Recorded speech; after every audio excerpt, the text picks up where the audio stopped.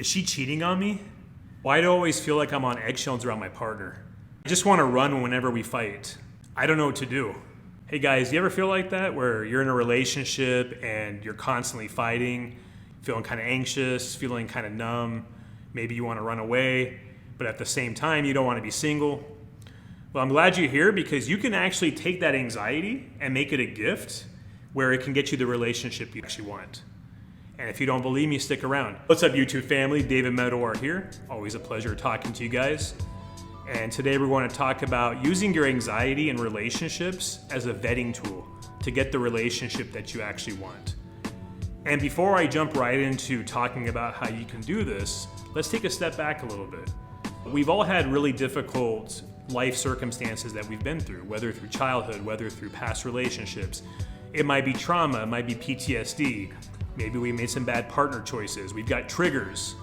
These little things that can set us off where for somebody else it may be something benign, but for us it's a big deal and we feel panicked. Maybe our partner will sometimes use these triggers against us, and now we feel like we want to just get the hell out of the relationship and run away because we don't choose our trauma. But what we can actually do is we can take that trauma and use it and the anxiety that goes with it to help us find a relationship that we want. Because think about it this way. Would you rather be in a relationship where you have to tiptoe around your partner?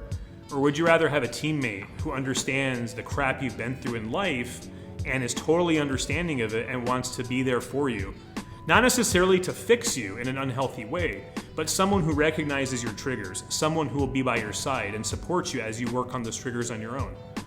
And through repetition, if we find a partner where time in and time again, they're constantly being there and they're reassuring us and they're being helpful, they're being supportive, over time, our brain will form this new pattern and say, you know what?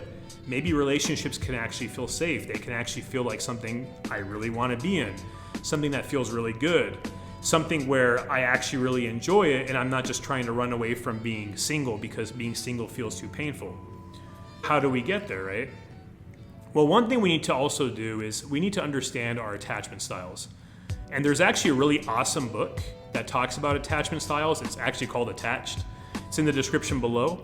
And they talk about this idea of a fearful avoidant or an anxious preoccupied attachment style or a mix.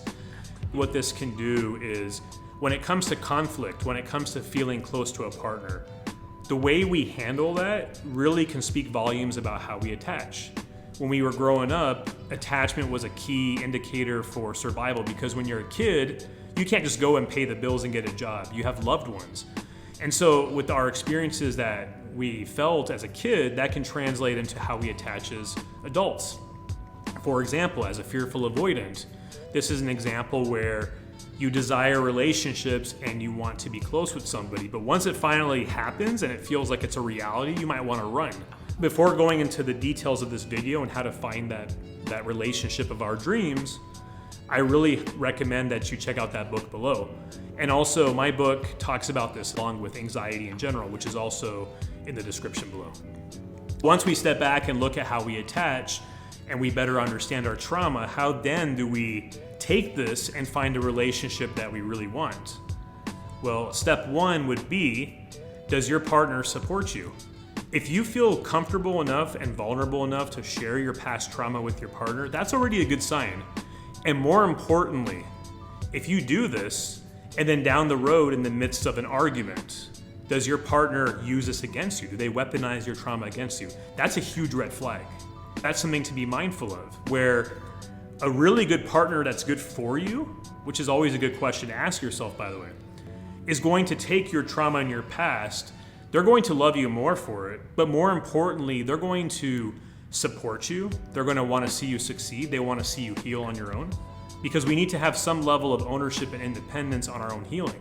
We can't defer that to our partner and say, look, I've got all this trauma and all this baggage. I need you to fix it for me because that's codependence. The next thing you want to look at, feel like you can freely communicate with your partner. Do you ever have a situation in your life where when there's radio silence or you feel like you're being ghosted, it's a trigger? Well, if that's the case, you probably don't want to be in a relationship where your partner goes absentee for a while. And if you feel like you can communicate that need to your partner and they hear you and they're trying their best to constantly communicate with you and to ensure that you feel seen and heard, that's super good. That's a good sign of a good partnership there. And lastly, what you want to look at, and I talk about this in my other videos, is how anxiety itself has a big intuition part with it. Because anxiety has been designed in a way to help protect us from harm.